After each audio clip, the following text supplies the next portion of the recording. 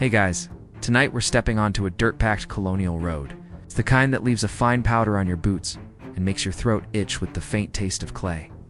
The sun is just dipping low enough to throw long coppery shadows across the rutted path, and you can hear the creak of wagon wheels somewhere behind you. You've been walking all afternoon, past fences patched together with whatever timber the owners could spare, past fields where crows tilt their heads like suspicious innkeepers sizing up a stranger. And then there it is, a carved pineapple. Swinging gently above the doorway of a tavern, its surface catches the last orange slant of daylight, each wooden scale gleaming like it might be sticky with juice. You stop. For a moment, you half expect someone to slice the thing open and hand you a wedge, sweet and tart. But it's not for eating, it's for looking. It's speaking to you in the silent language of symbols, saying, "Here, friend. You'll find a place to rest." You probably wouldn't survive long on these roads without somewhere like this. Between unpredictable weather, the occasional highwaymen with a questionable sense of humor, and the sheer boredom of endless miles, a good tavern isn't a luxury, it's survival. And a sign like this tells you the owners care enough to make the welcome obvious. So before you get comfortable, take a moment to like the video and subscribe, but only if you genuinely enjoy what I do here. I'd love to know where you're watching from. Drop your location and the local time down in the comments. Now, dim the lights, maybe turn on a fan for that soft background hum, and let's ease into tonight's journey together. You approach the building slowly, because here in the colonies, taverns aren't just buildings, they're crossroads. Everyone from the traveling preacher to the local troublemaker will pass through those doors eventually. This one's built of weathered clapboard, the kind that's faded from white to the soft gray of driftwood. The windows are small, framed in black, and there's a faint glimmer of candlelight inside, flickering against the wavy glass panes. The door's low enough that you'll need to duck.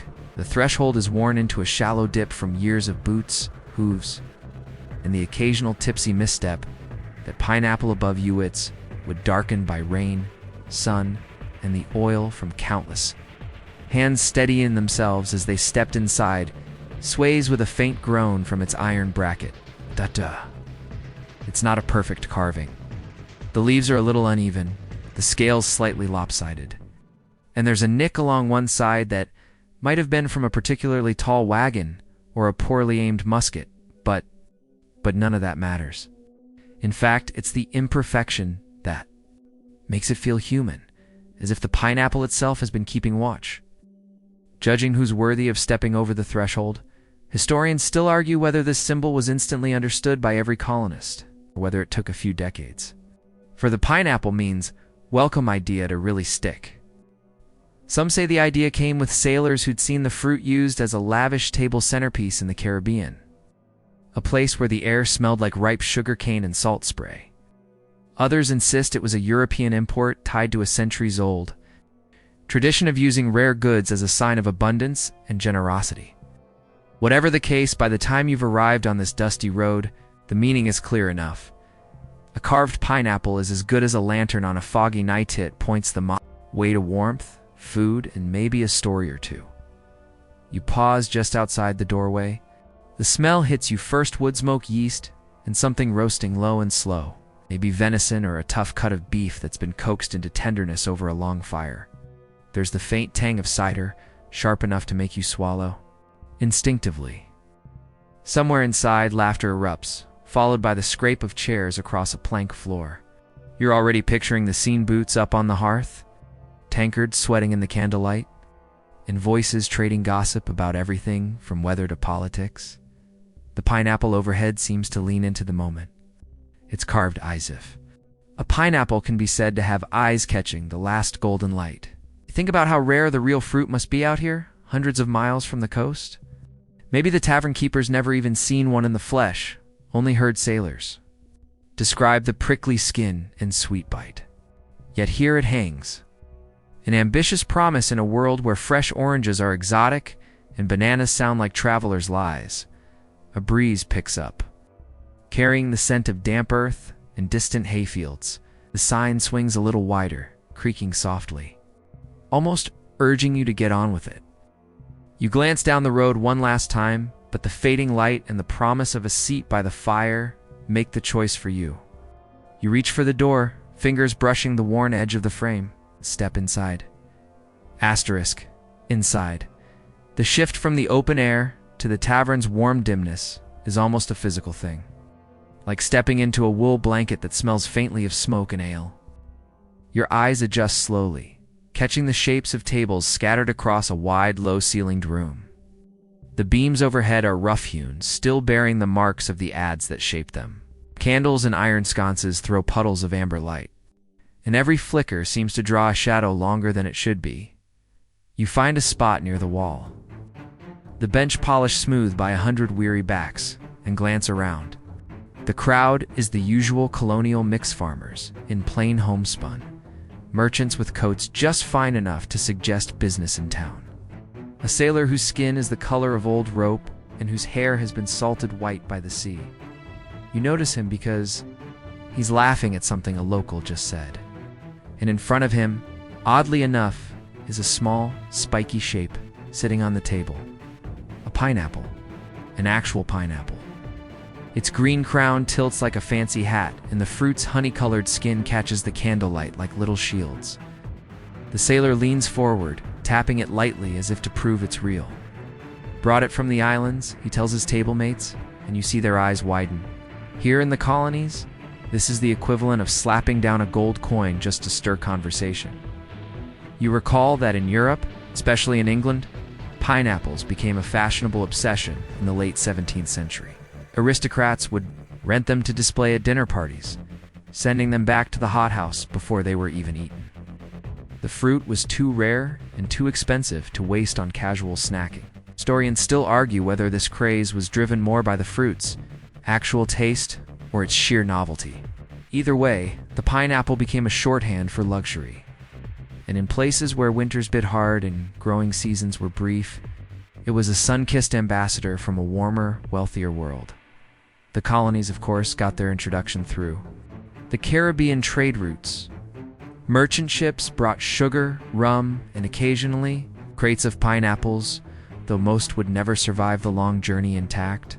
When they did, they became instant showpieces. Imagine some governor or merchant placing one in the center of a banquet table, the room lit with oil lamps, and the guests pretending not to be entirely fixated on the alien-looking fruit before them. The tavern's carved sign outside draws from this same cultural shorthand. It tells you without words, we have something rare here, enough that you should step in, rare enough that you might find more than just bread and beer. Of course, the odds of finding a fresh pineapple in every tavern are about as slim as finding a decent Wi-Fi signal in the middle of the ocean. But the point isn't literal, it's symbolic. You shift your gaze back to the room.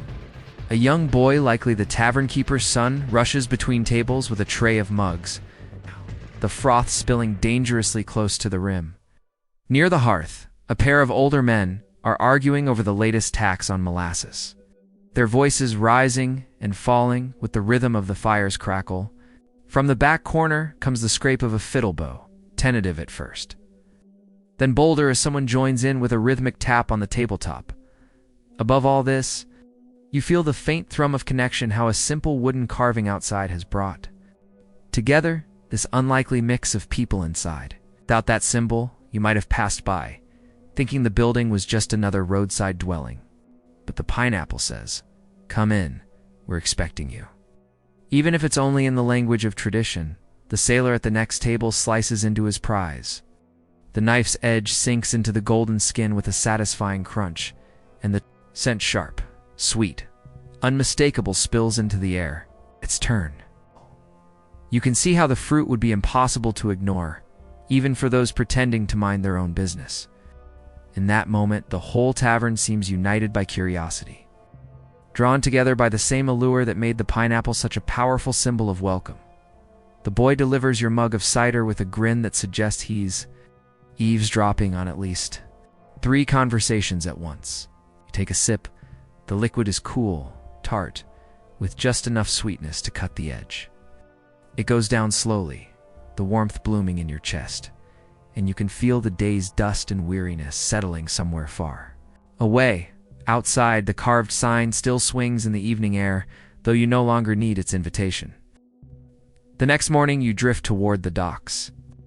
Following the briny tang that always seems to argue with the sweeter notes of yeast and tar, the tavern's pineapple sign still swings behind you, whispering its welcome to late risers, but your feet. Choose the waterfront because that's where the fruit story really begins, not in parlors or tap rooms, but on creaking decks under canvas that booms like a slow drum.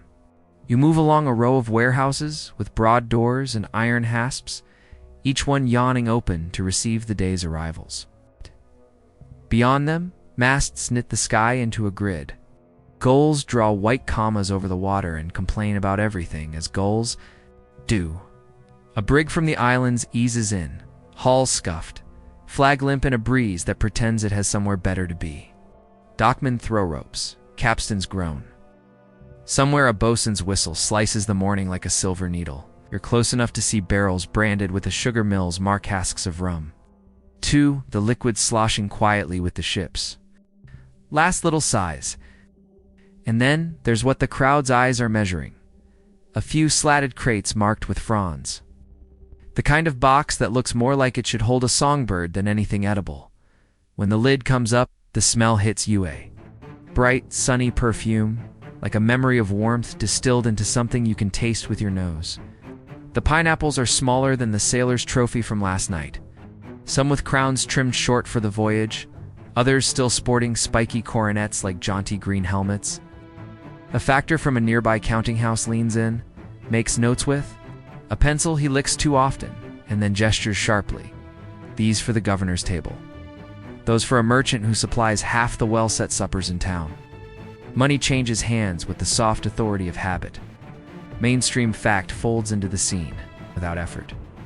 By the 18th century, Caribbean trade routes routinely linked island plantations to North American colonial ports Boston, Philadelphia.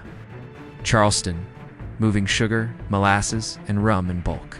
And occasionally, rarities like fresh pineapples tucked among the barrels. Surviving the crossing took luck and careful packing. Fruit bruised easily, rotted quickly, and arrived more rumor than reality if the sea was moody.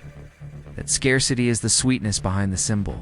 If a tavern sign hints at abundance, a genuine pineapple at a port shouts it briefly, expensively. And to the delight of anyone within nosing distance, you watch a porter cradle one like an infant, hands spaced as if holding a small, prickly comet. He carries it toward a sedan chair whose curtains twitched with wealthy curiosity. There's a giggle from inside the kind that belongs to someone who fully intends to display this fruit on a table and then pass it around visiting hours like a celebrity. Quirky tidbit the dockhands share with straight faces. Some families rent a pineapple for an evening, pose with it, dine near it, and return it to the importer the next morning, not a bite taken. The fruit's chief duty, at least in certain drawing rooms, is to be seen. Joke 1. You think about modern selfies and decide the pineapple was the original influencer spiky. Photogenic and in town for one night only. A sailor with a scar. Like a broken thread across his chin tells a cluster of boys that the plantations grow pineapples in neat rows, their tops sticking up like tiny spears, and that the pickers have to wear thick gloves so the leaves don't slice their hands. Picture it. Sun like a hammer, fields humming with insects. The taste of iron in the back of the throat. The fruit's cheerfulness is hard-won, and the dock's bustle almost feels like a stage where all of that labor is condensed into a single bright entrance. You lean against a bollard, the wood polished by years of rope burn, and let your thoughts move with the tide. Historians still argue whether the earliest pineapples arrived in significant numbers before the symbol truly took root on tavern signs, or whether the symbol carved, painted, promised preceded regular shipments fed by travelers' tales. And a few extravagantly paraded specimens. It's a chicken and egg problem with prickles. Did the myth of welcome arrive, or the welcome of arrival? Either way, your eyes can trace the loop ship to market. Market to table, table talk, to signboard, back to ship again. A clerk steps out of a warehouse with a ledger under his arm and confides to a dockman that the last winter's storms ruined a whole run of fruit. 24 pineapples turned to brown mush, a scented tragedy. They tried sugaring slices to make a syrup. It became a sticky cough remedy. Someone swore cured nothing but sadness. The clerk shrugs, writes it off as spoilage, and moves on. Joke 2. You imagine a colonial insurance form describe? The loss? Fruit became melancholy. Loss is part of the glamour. If it were easy, every mantle would sprout a pineapple like a trophy. Along the wharf, tavern keeper you half recognize from last night's bench negotiates for trimmings. Crowns, the peels, anything that smells like the idea of pineapple. He'll boil them with sugar into a cordial, he says, something he can pour by the thimble to impress guests while the carved sign outside does its quiet recruiting. He admits he can't afford the fruit itself this week. Voyages haven't been kind to his purse. Still, he'll put a bowl of the crowns on the mantel near the brass candlesticks, so the room holds that whisper of sunlight even after dusk.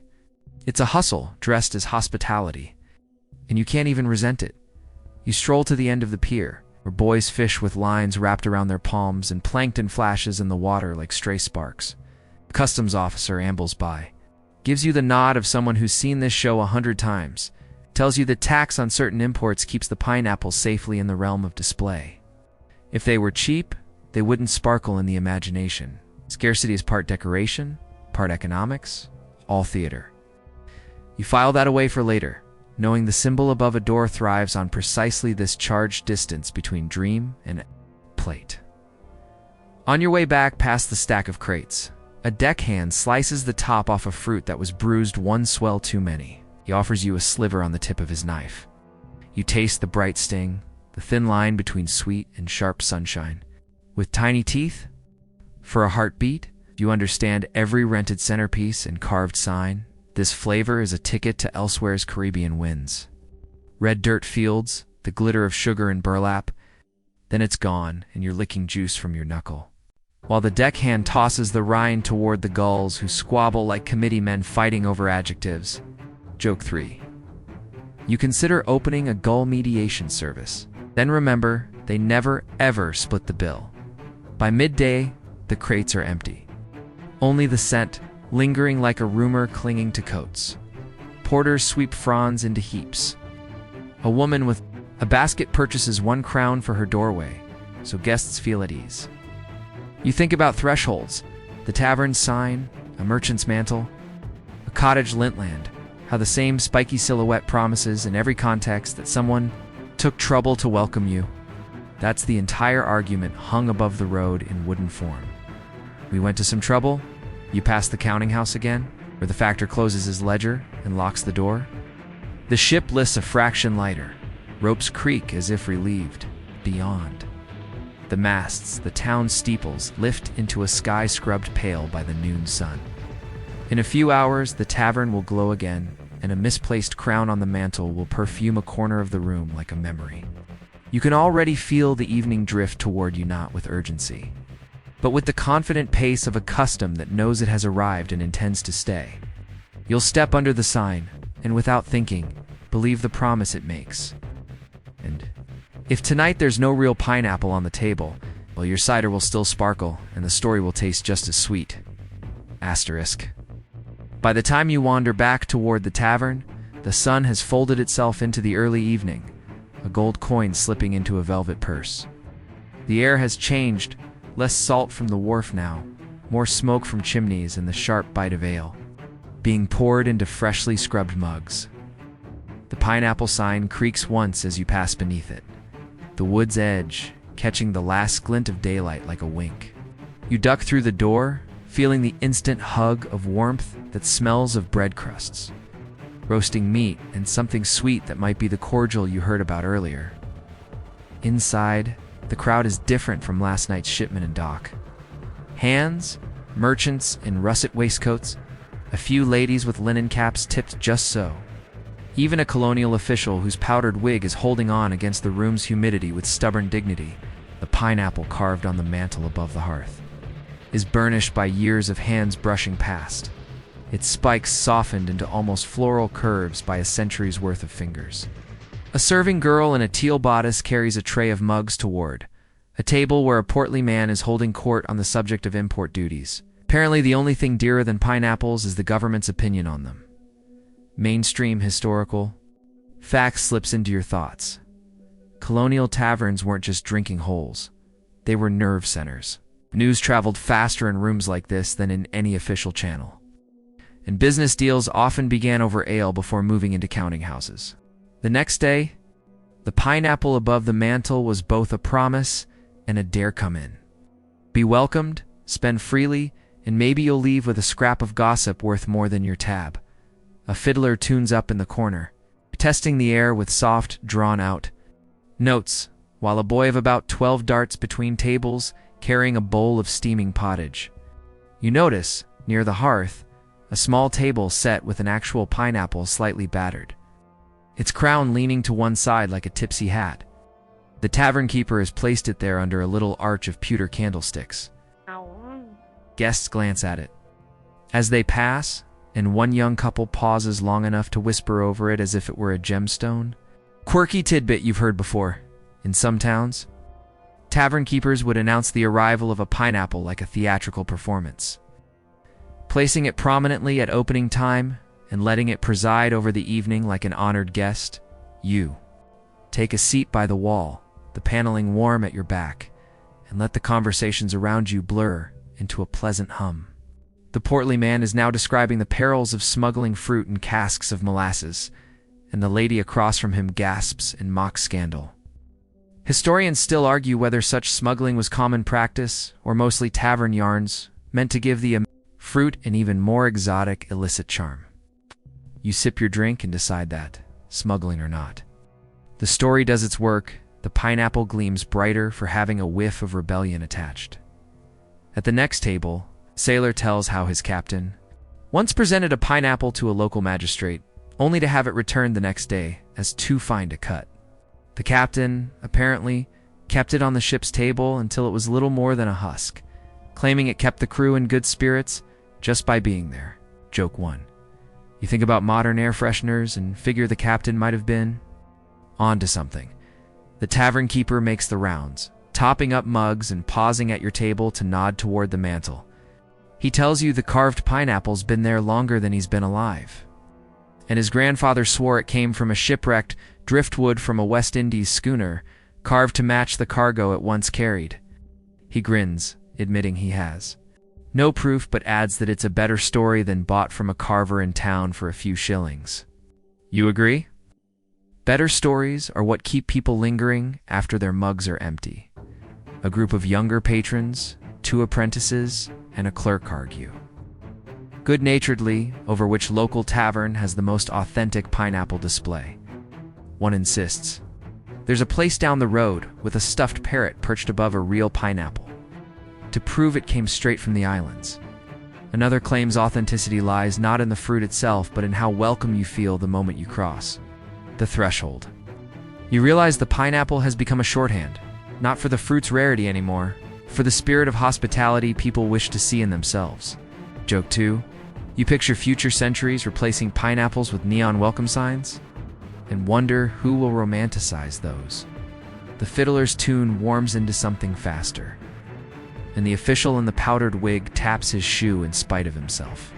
Someone at the far table claps in time, and for a brief moment, the room feels like a single conversation, united by rhythm, warmth, and the shared illusion that here, under this roof, you are all guests of honor. In the lull, after a song, you overhear to older men trading stories about their youth in the Caribbean. One swears that pineapples are fed to pigs in certain villages because they've no patience for delicacies. The other scoffs, saying that's nonsense, but admits he once saw a plantation worker peel and eat one in less than a minute, as if racing the sun. They both nod, silent for a while, as if holding those images in the firelight. Historians might debate the embellishment, but you feel the truth in the way their eyes soften. The serving girl returns to clear your table, and you notice she's wearing a tiny pineapple-shaped pin on her bodice. She says her mother gave it to her when she started work here, for luck, and to remind me to smile. The pin is brass, a little worn, but it catches the firelight in a way that makes you think of the carved sign outside the ship's prow. And the table's centerpiece? All the same promise? distilled into shapes and shine by the time you stand to leave. The tavern is in full glow, candles steady, fire crackling, laughter rising and falling like the tide.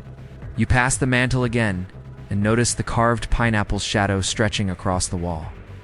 Its spikes lengthened, smoothed, transformed into something that could be either crown or sunburst.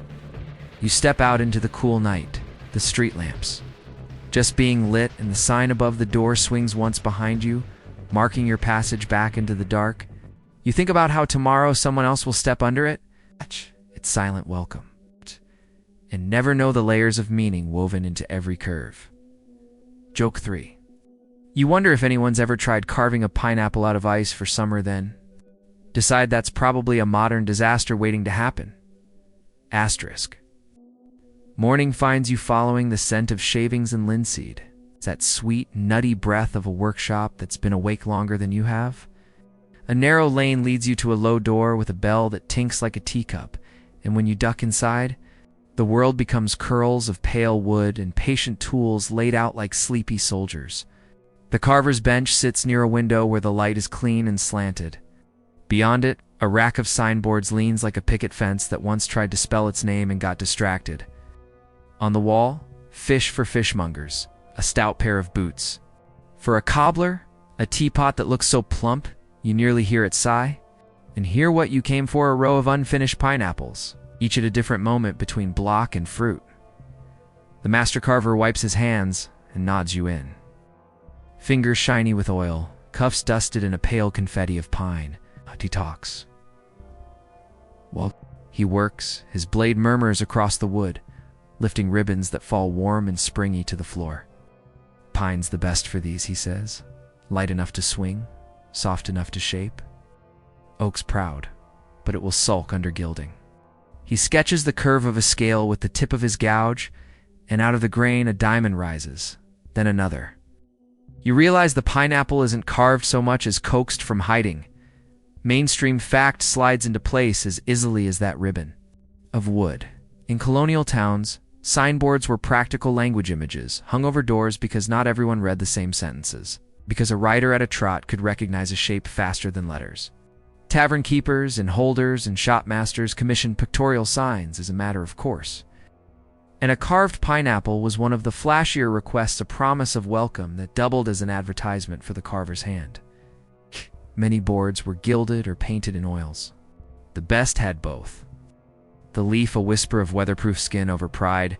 You watch the master lay down gesso on a finished piece. Thin coats of chalk and glue brushed until the wood loses its breathy pores and becomes a quiet, perfect surface. When it grows thirsty for color, he rubs bowl, a red clay undercoat, onto the places that will shine. Gold leaf likes to think it's the sun, he murmurs, and the sun likes a warm bed. He tips a book of leaf open, and the sheets impossibly thin, like light you can tear shiver at the draft. He breathes them into place with a soft exhale. On the pineapple scales, the gold lands like morning and stays. Across the bench, an apprentice blocks out crowns. This is where the drama lives, those spiky fronds that turn a fat oval into a proud silhouette. The boy counts as he cuts, then stops at 12 and squints. He confesses they never carve 13 leaves on a crown. Bad luck, he whispers. As if the number would hear and take offense. Quirky tidbit accepted. Another apprentice rolls his eyes and mutters that 13 just catches rain and warps the top. The master lets them argue. You seen both explanations sell extra leaves to customers who like being right? Joke 1. You privately vow to never argue, with a sign that can skewer you from above if it falls. The shop bell tinks again. In comes a tavern keeper with sawdust already married to his coat. He needs a new sign before court day brings strangers through town. Make it large enough to shame the cooper, he says, but not so large the constable says it menaces the street. The master nods. He's learned to balance ambition with ordinances. Some councils don't like signs that project too far into the lane, and others charge extra for the privilege of a grand swing. Historians still argue whether urban bylaws shaped the exaggerated crowns. You see, in certain towns, leaves stretch tall to gain visibility without extending the board outward. or simply because carvers enjoyed showing off what a chisel could do when it danced. Either way, scale and crown are the two places where pride gets loud. The tavern keeper asks for gilded eyes on the fruit, those little eyes that dot each scale so they'll catch a traveler's attention at dusk. The master counters with a suggestion: gild the top edges of the scales, leave the lower planes painted in a deep sap green, and let the bowl warmth peep through near the base. It reads from horseback, he says, tapping the board, and from a rocking chair across the way. He sketches quickly, and the design looks both generous and tidy. Like a handshake that fits your palm, you trail a finger along a finished sign and feel the slight rise. Where the letters of the tavern's name are worked into the ribbon beneath, the fruit, some carvers include a motto, "Welcome to all," or beds and beer phrases, stamped into the wood with iron letters or painted in with a steady brush. An apprentice shows you a drawer of iron strap hinges and hand-forged hooks that will carry the weight. He keeps them oiled so they don't complain in weather. Quiet hinge is good for sleep, he says solemnly, which might be his personal philosophy, written hardware. Joke 2. You consider hiring him to lubricate your life choices. The master brings out a pattern book, a bundle of paper leaves, edges curled, full of sketches copied from engravings and traveler's notebooks. Some crowns are stiff and European, copied from hothouse prints. Others explode with island memory, spikes fanned wider, a little wild. He admits he's never tasted the fruit, only the cordial that tavern keepers brew from peel and rumor. Tart as gossip, he decides. Historians still argue whether colonial carvers worked from first hand, sight of pineapples in port, or relied mainly on prints and hearsay. The evidence lives in the signs themselves, some tidy and symmetrical, others charmingly overexcited, as if the carver loved the idea more than the botany. At the back of the shop, shelf holds rejects and experiments, a pineapple whose crown leans like a hat after a long party, one with scales so small it would take a magnifying glass to polish, and a particularly baroque creature with scrolls and cherubs tangled in its leaves. The master shrugs. Lawyer ordered that one. You don't ask whether it was paid for. A woman from the next street comes in with a bundle under her arm, linen for a house sign she wants painted with a pineapple carved. My husband worries about weight, she explains, and about the way boys throw stones. The master doesn't take offense. Paint is also part of his trade. He shows her a panel primed and ready, and together they choose shades. Naples yellow for warmth, verdigris kissed with umber for the crown, a whisper of ivory on the edges, and a line so fine it will read like a highlight from across the lane. He'll add tiny gilt dots along the leaf tips, sparrows, stars. He calls them because why not let sunlight wink at passersby? Quirky detail number 2. He always carves a tiny mouse on the back of the board where it meets the bracket, for luck and to keep company with the wall. No one sees it, but he swears the signs hang straighter when the mouse is pleased as he works. He tells you how he fixes signs against weather. Lead paint for the background, edges sealed with a resin so the rain runs off like a horse that's had enough. He'll drill the hanging holes at a slight angle so water doesn't sit and sulk. If the tavern faces the prevailing wind, he'll suggest a second bracket. The street gets to keep its spectacle, and the sign keeps its nose in squalls. Mainstream technique, local wisdom. A boy from the blacksmith's appears, palms blackened, carrying the new bracket still warm and smelling faintly of thunder. It curls elegantly at the tip, a little leaf of iron that will echo the pineapple's own. The master tests the balance, hangs the finished fruit, and gives it the faintest push. It swings, finds center, and settles with the composure of someone who plans to watch the street for a generation. Joke 3. You feel a sudden kinship. You too aspire to hang around looking welcoming while other people do all the walking before the tavern keeper leaves. They ink a tiny mark on the back of the Boardmaker's sign, a promise, a breadcrumb for future historians who will lift a dusty attic plank and grin. If it cracks, the master says, bring it back. I'll teach it manners. The tavern keeper laughs and hoists the sign as if lifting a small sun. You follow them out to the lane where the light catches fresh gold and turns it briefly into a beacon. I can see it from far off. Walkers, will feel seen. Historians still argue whether the pineapple's dominance was ever challenged by other emblems of welcome: the sheaf of wheat, the overflowing horn, the tankard with a crown of foam, or if the spiky fruit simply outcharmed the competition by being unmistakable. You watch the board rise on its new iron arm and think the answer is carved right there. It is both a promise and a performance. Generous and just a touch grand. And when it swings, it speaks fluently in the oldest language of the road: attention first, comfort next, then the soft invitation of a door that knows your name. By midday, you find yourself following the tavern keeper back to his place, the fresh gilded pineapple bobbing ahead of you like a buoy in a sea of dust motes. The sun is high and every shadow seems to have packed up and gone on holiday. Pass other signs along the way: painted boots, a saw crossed with a plane, a blue jug with its lip chipped just enough to feel real, and each one gives the street a kind of polite chatter, as if the buildings themselves are holding conversation. The tavern's bracket is already waiting, a curl of black iron fixed into the weathered beam above the door, its tip quivering a little in the heat haze. The tavern keeper sets the board into place with the care of someone positioning a child for a portrait. The bracket swallows the hooks with a satisfied clink, and for a moment, the pineapple just hangs there, testing the air. Then the wind, a faint breath from the river, slides through the lane, and the sign begins its slow, deliberate swing. Light hits the gilded scales, and suddenly, the whole street seems to remember what welcome looks like. You step back, imagining how this must appear to a traveler who's spent all day jolting along a road lined with dust, heat, and questionable puddles. Mainstream fact: Colonial taverns weren't just drinking holes. They were social epicenters, hosting everything from town meetings to postal drops. The sign outside had to promise more than beer, it had to promise conversation, safety, news, and maybe a bed if you weren't too picky. For those reasons, tavern signs were sometimes more elaborate than other shop signs, and the pineapple's reputation as a lavish, generous symbol fit the bill perfectly. A tired rider spotting one in the distance would think not only of refreshment, but of civility itself.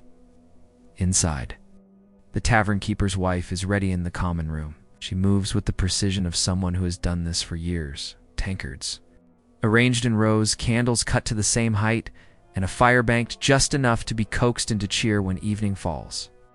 The air smells of yeast, smoke, and roasted something. You can't identify it yet, but it's working on you. She glances out the window, sees the pineapple in place, and smiles the way people do when a thing feels right.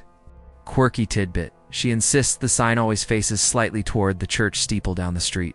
It reminds people to be decent, she says, or at least to hide their mischief until after Sunday. A pair of local boys loiter near the door, pretending to study the grain of the wood while clearly itching to touch the sign. The tavern keeper catches them with a look. You can admire it, but you'll leave no marks. One swears he's heard that touching a gilded pineapple will bring good luck in cards. The other claims it'll make your next drink free. Neither is true, but you keep your mouth shut. Legends have their own job to do, and sometimes they're better workers than truth. It's joke one. You privately test your luck by brushing the edge with your sleeve when no one's watching. Historians still argue whether the tavern pineapple was ever meant as a subtle status boast, to signal that the keeper had access to imported goods and the connections to get them. In some ports, a fresh pineapple might be displayed briefly in a window as proof of wealth, only to be whisked into a kitchen for a private feast. Carved and gilded one over the door could carry a similar message, only less perishable and considerably cheaper to dust. Either way, in towns where not every shop could afford elaborate decoration, such a sign made a statement that lingered in the memory.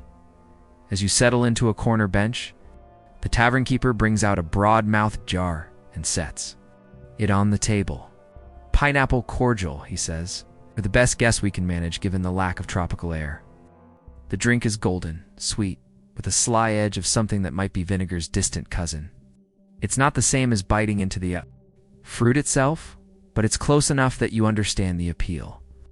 He tells you that a sea captain left the recipe behind one winter when storms pinned his ship in port. The cordial became a sort of house specialty, offered to guests of note or those who looked like they might write kindly in their travel journals. A merchant at the next table leans in, claiming he once saw a real pineapple served at a governor's dinner, the flesh cut into star shapes and passed on silver trays. He swears the guests applauded. You imagine the scene, candles flaring in polished brass, the spiky crown displayed like a trophy, and everyone feeling just a little more important for having eaten something that crossed an ocean to reach them. Joke 2. You decide the pineapple was probably the only one in the room capable of surviving the gossip afterward. Outside, the street has begun to notice the new arrival. Cooper passes, glancing up with a half smile that suggests a challenge has been issued. Across the way, a shopkeeper peers from his doorway and makes a note to speak to the sign carver about his own frontage. The tavern keeper sees it all from behind the bar, looking every bit the man who knows he's just shifted the pecking order of curb appeal. Quirky tidbit: in some towns, there was an unspoken rivalry between taverns over whose sign was most memorable. Some kept careful track of whose emblem was mentioned in travelers' tales, and a pineapple's bright gold was hard to forget. One winter, the story goes, two rival taverns in neighboring streets each gilded their signs on the same day. Spring, both signs had faded to a polite dullness, and each accused the other of stealing shine with inferior leaf. Historians still argue whether such rivalries were more about artistry or the ale behind the door. As the day stretches toward evening, the pineapple outside catches the lowering sun and throws back a warm, forgiving light. It's the kind of glow that says you're welcome to stay a little longer, maybe to order another round, maybe even to take a bed upstairs and start the next day rested. You imagine the faces of travelers who will pass this door in months to come, how they'll spot the gilded scales from a distance, nudge their companions and smile at the idea of warmth waiting ahead. The tavern keeper, seeing you watching, leans over and says, "A sign's not just to be seen, it's to be remembered." You nod, because the truth of it hangs right outside, swinging gently in the lane, ready to work through the night without complaint. Joke 3. You consider that the sign has a better work ethic than most people you've met, including yourself on a Monday. You linger near the window where the new sign's glow drifts in like polite sunshine, and you realize you've been thinking of the pineapple as just a beacon for tired feet. But it's busy doing other work, to quiet work that has less to do with thirst and more to do with standing in line, choosing a table, and deciding which voices get heard over the clink of mugs. The fruit outside is a doorbell, sure, yet it's also a handshake, a ledger, and sometimes a vote carved into one theatrical, spiky oval. Watch how people sort themselves once they cross the threshold. Merchants recognize the gilding and drift toward the long table by the window where news of ships and invoices travels faster than ink. Farmers clock the carving's workmanship, nod to the tavern keeper's investment, and decide the stew is probably worth the coin. A junior clerk, eyes bright with ambition, pretends he's here for a mug, but really hopes to orbit whatever conversation begins with, "I've just come from the counting house. The pineapple isn't just welcome, it's permission," it whispers, "that you can join." But the house aspires to something above the purely wet and loud commerce, ties its laces under this roof every afternoon. Mainstream fact: taverns in British North America served as hubs for auctions, while stagecoach schedules and business meetings. Notices tacked to beams and posts often directed interested persons to meet at a certain hour, "I here to settle accounts or treat concerning cargo." The sign outside needs to say in one glance that this is a safe room for money to change hands and for reputations to rise 3 inches by association. A pineapple does that more elegantly than a painting of a coin purse. It says, "We have the means to be generous. Therefore, your dealings will not feel cheap." The tavern keeper knows the choreography. He places a small pewter plate beside the mantel pineapple with card straighters, names lettered in a careful hand so newcomers can see who's in. He keeps the corner bench near the window swept of crumbs and conversation, because that is where ledgers are opened and folded shut with the soft finality of a door. In the late afternoon, He sets a glass on the sill with cordial catching the light, just a sip, just a glow. The pineapple sign outside promises abundance. The glass underlines it. Joke 1. You consider leaving your own card, but all it would say is professional napper will trade for pie. Community standing threads itself through the room like a finer smoke. You catch sight of the Cooper hovering at the threshold. Pretends he's inspecting the new gilding, but he's really measuring how the crowd glances up when he enters. At a table on the left, a deacon from the meeting house folds his hands over a mug he never seems to empty. A gentle lighthouse for anyone nervous about how late their talk might run. Near the hearth, a widow with a keen quill has become the de facto bulletin board. People ask her to read notices aloud and the room instinctively quiets. The pineapple witnesses this small theater and somehow blesses it. A sign of generosity invites generous regard. It's hard to be mean under. A symbol that keeps saying, be large, but the fruits thorns can point to. Political weather breezes through tavern doors as surely as woodsmoke, and the pineapple sometimes leans, even if it pretends not to. You've heard that certain houses in town tend to assemble one kind of conversation while others collect its opposite. One corner tavern, the Crown and Pineapple. Mixes loyalty with hospitality. Imperial officers show up when they want the reassuring spectacle of gleam and order. Another house down the lane, the Liberty and Pineapple, claims the same welcome, but pins a tiny ribbon in the carved crown on notable evenings, so friends of brisk debate will find the right bench. Historians still argue whether such signals were intentional cleverness or later romantic readings pasted onto perfectly ordinary signboards. Either way, the memory has stuck because it charms, the same emblem of warmth shading, ever so slightly, toward whichever hearth you prefer. You slide onto a bench beside a young printer who coughs ink even when he hasn't been near his press. He taps the pineapple on the mantle with 2 fingers left, then props a broadside on the table edge to dry. He explains that people trust to meet him here precisely because the sign says, no one leaves hungry or ignored. To circulate a petition, you need a room that bills itself as a good host. He doesn't say safe, but you hear it anyway. His hospitality buys time, and time buys words. By the 3rd round, language becomes a chair you can rest in, across the room. A shipmaster opens a small box containing slices of candied pineapple, translucent amber, miraculous in their survival, and offers them to a semicircle of listeners. As he tells of a storm that twisted his rigging into knitting, the slices pass slowly, reverently, as if they were sacrament. One woman tucks hers into a handkerchief to show her sister. Quirky tidbit the shipmaster shares with a wink. He swears that the sweetness keeps ink from blotting when you sign a contract afterward. It's nonsense, of course, but it makes everyone hold their pens more lightly. Sometimes that's what closes a deal. Not all signals are so sugared. The tavern keeper's wife adjusts a bowl of pine boughs around the mantel carving in winter and sets a sprig of rosemary there in spring. Regulars swear the herbs announce the room's mood for the day. Rosemary for sober talk. Pine for we'll be here a while. When the bowl is empty, people expect a crowd and fewer seats. Clings to furniture the way smoke clings to sleeves. Joke 2. You briefly consider writing a pamphlet called A Natural History of Chairs, then fall asleep halfway through the title. You study the carved fruit up close and discover tiny details you missed. A ribbon carved beneath with the Taverns name in a hand, a little too proud of its serifs.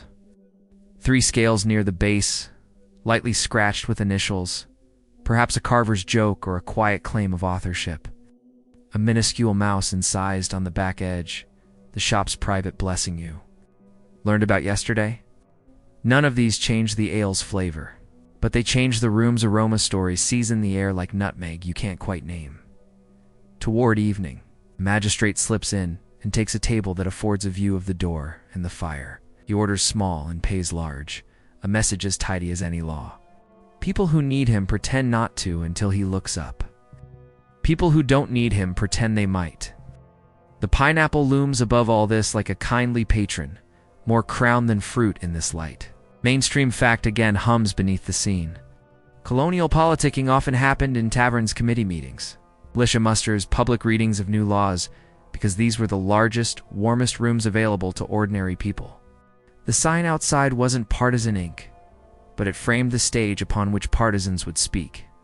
Step outside a moment.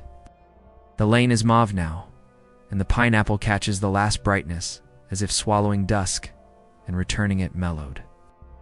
Notice, high on the crown, a small ribbon tied there by some unknown hand blew today. Perhaps it means nothing. Perhaps it says enough. A man passing tips his hat to the fruit, not the door, and keeps walking.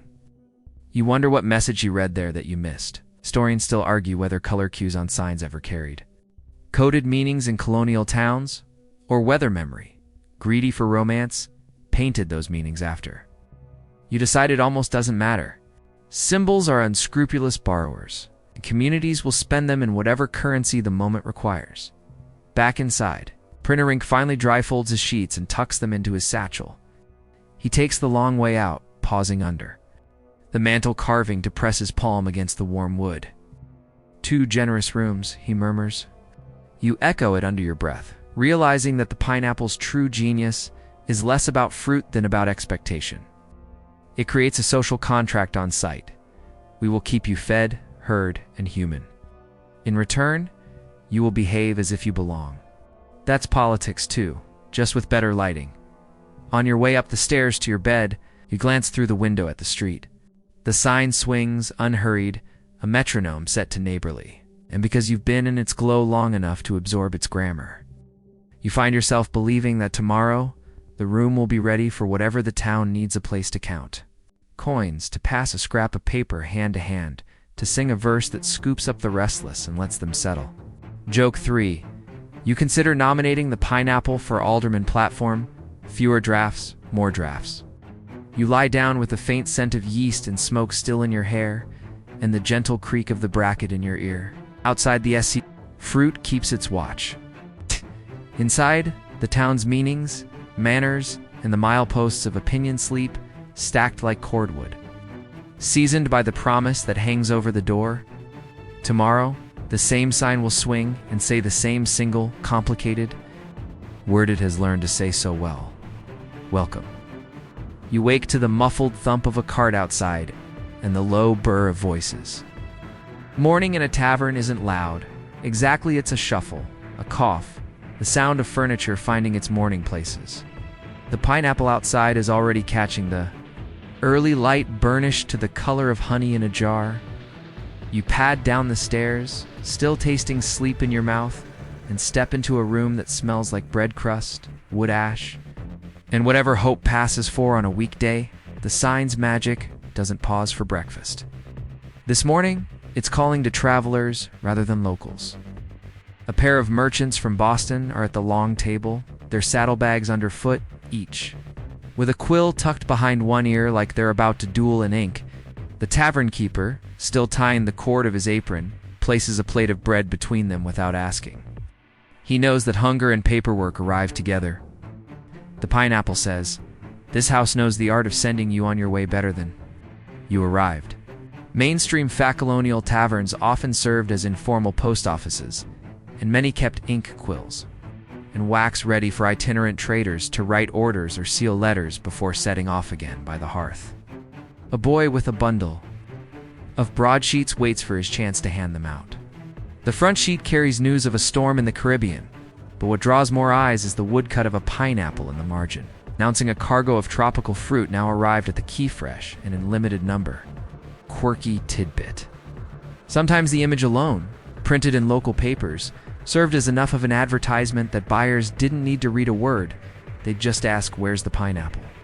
At the docks, historians still argue whether such images were chosen for their novelty or for a subconscious link to luxury you can hold.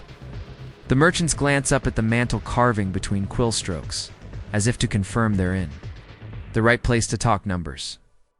Hospitality isn't just in the pouring of ale. It's in the space created for people to do their morning arithmetic without being jostled by louder appetites. A serving girl in a russet dress carries a tray of mugs, one for the printer, who looks as though he's been awake all night, and another for the shipwright, who came in smelling of pitch. She pauses near the window, checking how much light falls on the bench where letters are often read aloud. She tilts the shutters just so, a little stagecraft so small you almost miss it. Joke 1. You think she should charge a lighting fee? The pineapple's influence extends upstairs, too. In one small room, a traveling fiddler has left his instrument case propped open on the bed. A coin glints inside, maybe a gift from the tavern keeper for last night's music. Down the hall, a widow wraps a package of pressed herbs in cloth. Ready to deliver it to the apothecary, her lodgings here came at a discount. The sign outside having winked at her in the winter when she arrived with little more than a basket. The tavern's generosity, framed in fruit, spills over into its room rates. A peddler bursts in from the street. Cheeks pink from the cold, a box of tinware on his hip. He tips his hat to the mantel carving before greeting the room. Goods clatter as he sets them out, but no one flinches. He's part of the rhythm. His arrival almost as regular as the bread delivery. He'll sell a few cups, maybe a spoon or two, and leave with news gathered here to carry to the next village. It's a barter of objects for stories, and the pineapple approves both. You notice the shipmaster from yesterday has returned. This time with a folded map he unrolls on the table by the fire. Several men lean in, tracing routes with fingers. They speak of wind and current, of ports where pineapples grow, and the ports where they sell for twice the price. With hunger, a local schoolmaster joins them, not because he sails, but because he likes to hear the names of far-off places.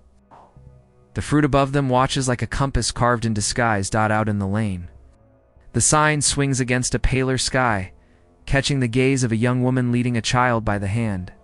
She hesitates, eyes on the carving, then steps inside. Her cloak smells faintly of hay. Perhaps she's walked from a farm on the edge of town. The tavern keeper greets her without asking why she's come here. The pineapple means you've never have to justify needing a chair and a warm drink.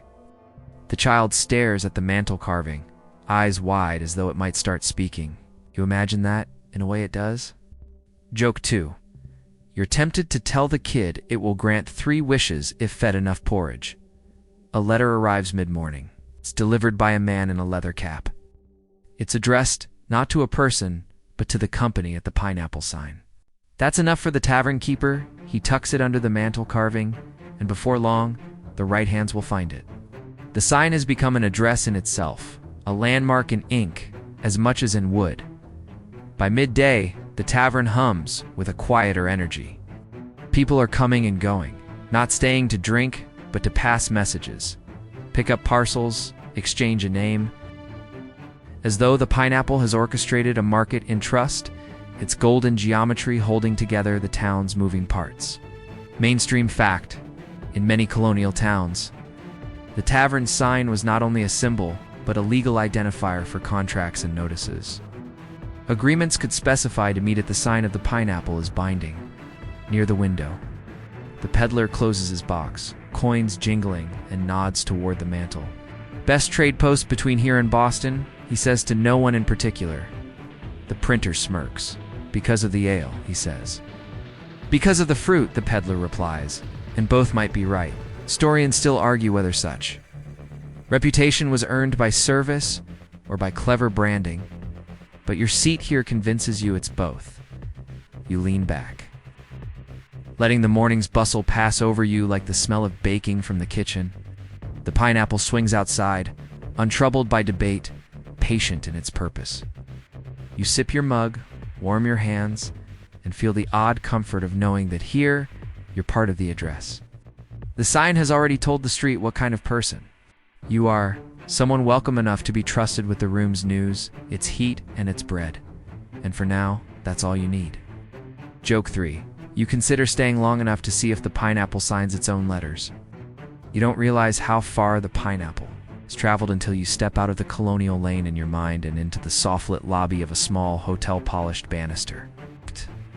Brass bell that seems to ring in a key called welcome wallpaper, patterned with a subtle, spiky motif that only reveals itself when the lamp turns just so.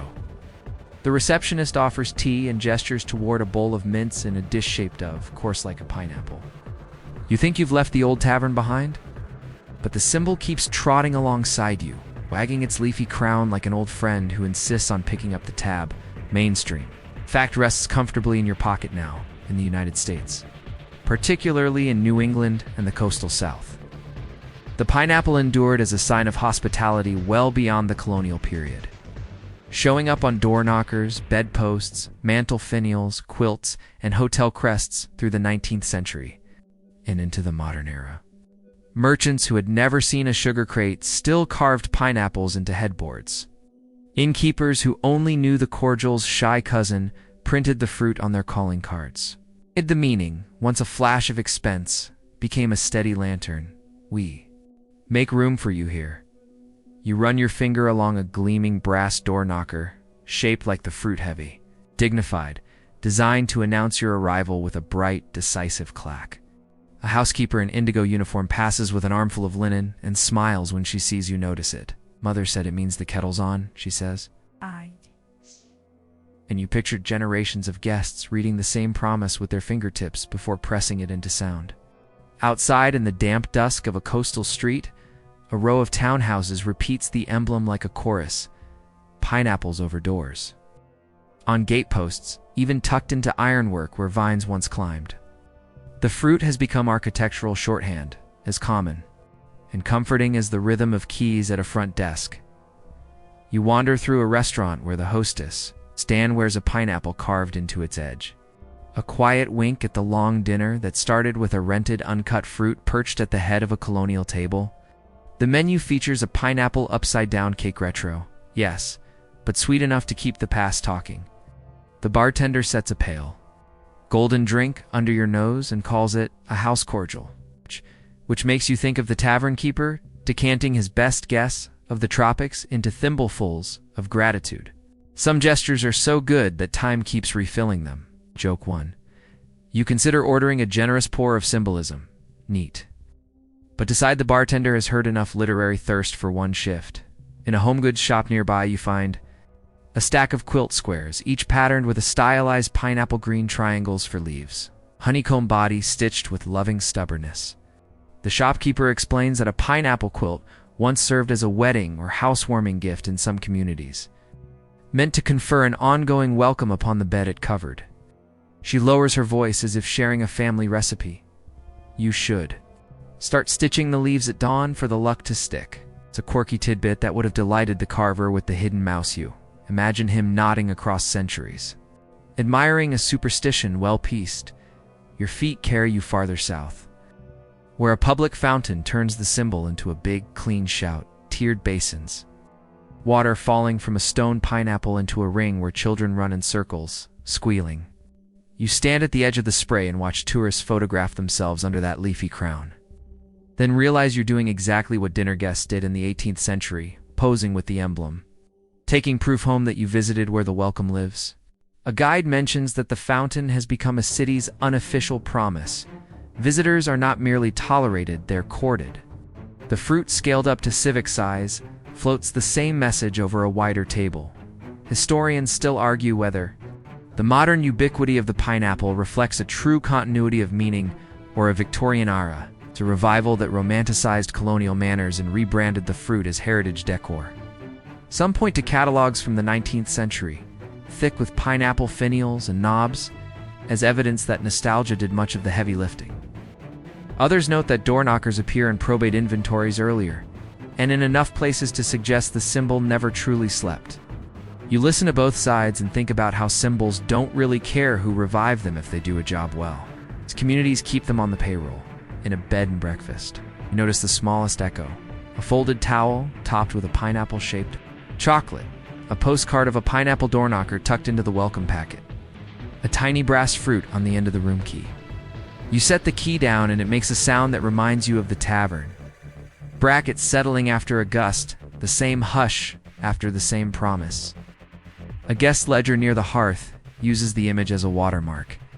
Signatures float over faint scales and leaves, and the whole page looks like a treaty between strangers who have agreed to be kind to one another for a night. The shop window across the street sells door knockers in all shapes, shells, lions, even a skeptical-looking fox butt. It's the pineapple that earns the fingerprints. People pick it up and weigh it, perhaps rehearsing the sound it would make when old friends arrive unannounced. You imagine one of those old rivals from the Colonial lane, the Cooper perhaps, walking past with a grin. The contest hasn't ended. It's simply gotten shinier hardware. Joke 2. You picture a neighborhood association, meeting about door knocker etiquette, and decide you would fake a cough and bring a pie. You catch a glimpse of a modern hotel brand that borrows the pineapple. In its logo stylized, pared down to a few friendly spikes, no longer a literal fruit so much as a smile wearing a crown. Marketing has always loved what communities learn to trust. The same emblem that once got riders to dismount now persuades travelers to click book now. Does that cheapen it? Maybe. Or maybe it proves the sign still works, with or without sap. The story of generosity needs billboards too, and this one has learned every alphabet that commerce can teach it. Docent in a small museum of decorative arts shows you a set of 18th century andirons topped with pineapple finials and a 19th century cast iron fence post with the same motif. She smiles at your raised eyebrow. People like to bring the outdoors in, she says, and the faraway nearer. On a side table, a butter mold carved with a miniature pineapple waits to stamp a pat with good manners.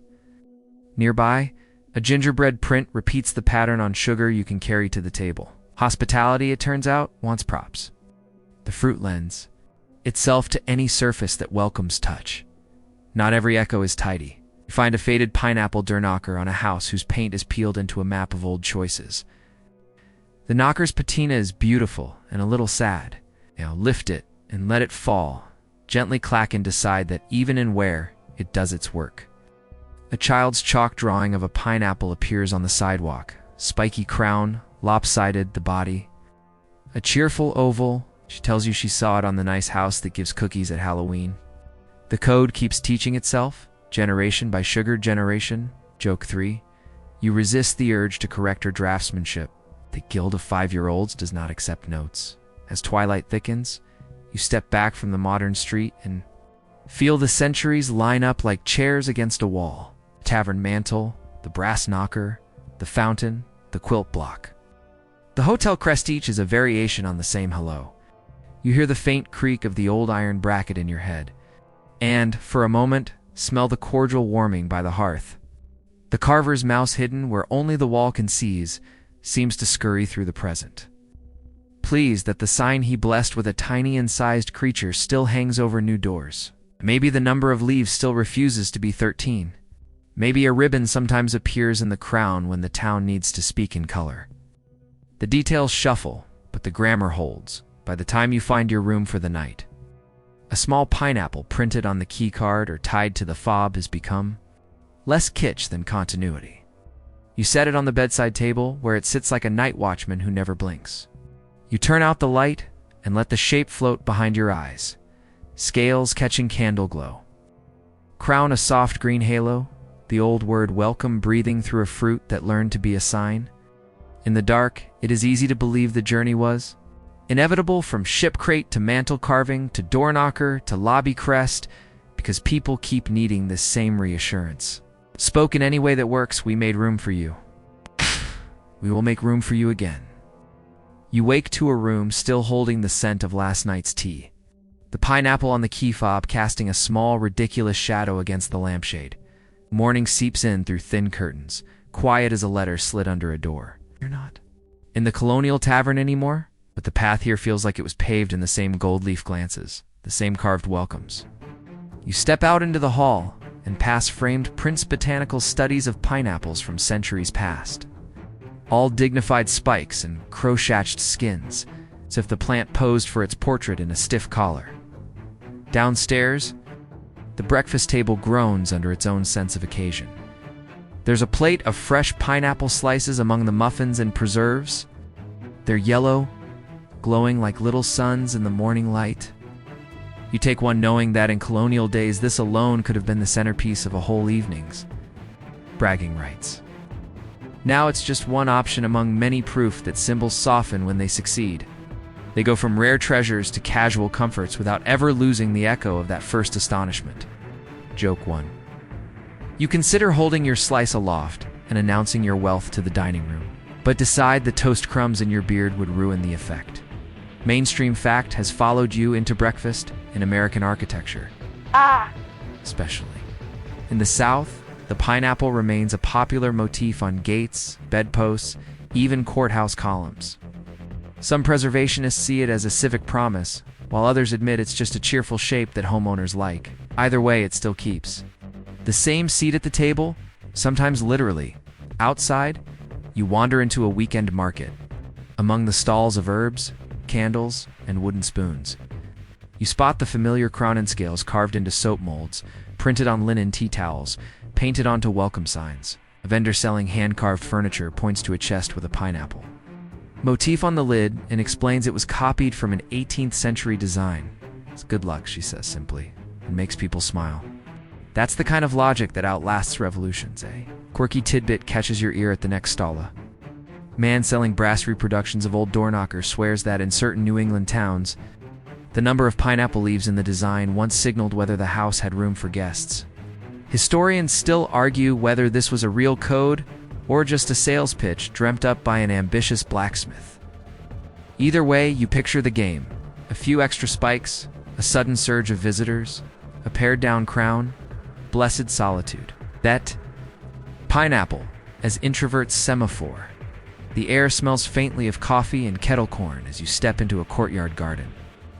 In the center, a low stone pedestal holds a ceramic pineapple glazed in green and gold, water bubbling quietly from its crown into a shallow pool. Sparrows land at the edge, tilting their heads as if judging whether the fruit is friend or fountain. You lean against the sun-warmed wall and think about how many layers the symbol has worn. Imported marvel, aristocratic boast, merchants, sin, taverns welcome, houses greeting, and now a fountain's gentle joke. Later, you stroll through a historic district where preservation societies have taken the pineapple's duties to heart. Bronze plaques mark homes with original 18th or 19th century pineapple carvings. Tours point them out like old friends in a crowd. You pause at one doorway where the finial is worn smooth by a century of hands. The leaves almost abstract now, yet still instantly recognizable. It feels like a password you've been whispering through 10,000 words. Inside a small museum, a display case holds an actual Colonial tavern sign, a painted wooden pineapple bracket. Its pigments faded but still holding the ghost of their saffron and teal. The iron armature is thick with rust, the bracket's joinery gapped like old teeth. A placard explains that this sign hung outside a coastal inn from about 1760 to 1802, welcoming travelers who came by horse, foot, or coastal sloop. Standing there, you can almost hear the bracket groan in the wind. Smell the mingled aromas of pipe smoke and spiced rum wafting from the open door. Joke 2. You briefly imagine the Colonial Yelp review, 5 stars. A doc here again? Pineapple sign looked at me funny. From there, you wander into the gift shop, where keychains, mugs, and bookmarks all bear the fruit's outline. A volunteer explains that visitors often buy them as a take-home welcome, a way to carry a little of the warmth back into their own routines. She tells you about one regular who buys a pineapple trivet every year and gives it to a different neighbor just to keep the chain unbroken. It's a chain you feel tugging lightly at your own wrist now. The late afternoon light tilts gold. The sort of hue that once meant candles would soon be lit in tavern windows, pineapples glowing. On mantles, new arrivals shaking the dust from their boots. In the present, it simply means it's time to head back to your room. You pass a bakery with pineapple-shaped cookies in the window, and without thinking, you buy one. The sugar crunch is just sweet enough to carry you up the inn staircase without losing the day's thread. Back in your room, you set the cookie wrapper beside the key fob and notice how both share the same friendly crown, one edible, one metallic. You lie down and let your mind fold the centuries back into a single ribbon of welcome, unbroken from the first Colonial port to the door. You'll close tonight. Outside, a faint breeze nudges the sign over the inn's entrance. You imagine it's the same wind that once rattled the tavern bracket. Wind dashed down 300 words. Now the light is fading, softening the edges of everything. The room settles into its own quiet heartbeat. The slow tick of a clock on the wall, the muted rustle of leaves outside, the occasional sigh of wood as it remembers the day's warmth. You let your eyes drift toward the shape on the key fob, the little brass pineapple that has followed you here, and it seems to glow just enough to hold. The dark at bay. The bed is wide and forgiving, the quilt cool against your hands, the pillow smelling faintly of lavender. You can almost hear the distant murmur of a tavern somewhere centuries behind you. Its voice is low and content, the crackle of a fire, the scrape of a chair leg on wood. That same sense of welcome hums here now, a steady thread pulled through time, stitching you to every traveler who ever stepped under a sign and felt the weight of the road fall from their shoulders. Your breathing slows to match the rhythm of that imagined fire. Each inhale feels warmer, each exhale a little heavier, like the last embers of a long evening. You picture the pineapple on a bracket, a mantle, a door knocker, quilt block blurring and softening until it's just a golden oval in the quiet. Its leafy crown bending slightly in a breeze you can't feel. The centuries loosen their grip. The tavern door swings closed behind you, not with finality, but with the promise of another arrival, another night when the kettle will be on and the room will be ready. You are safe here. Welcome has no end. And as your eyes close, the pineapple's steady gaze follows you into dreams, a silent promise that the light will be on when you return.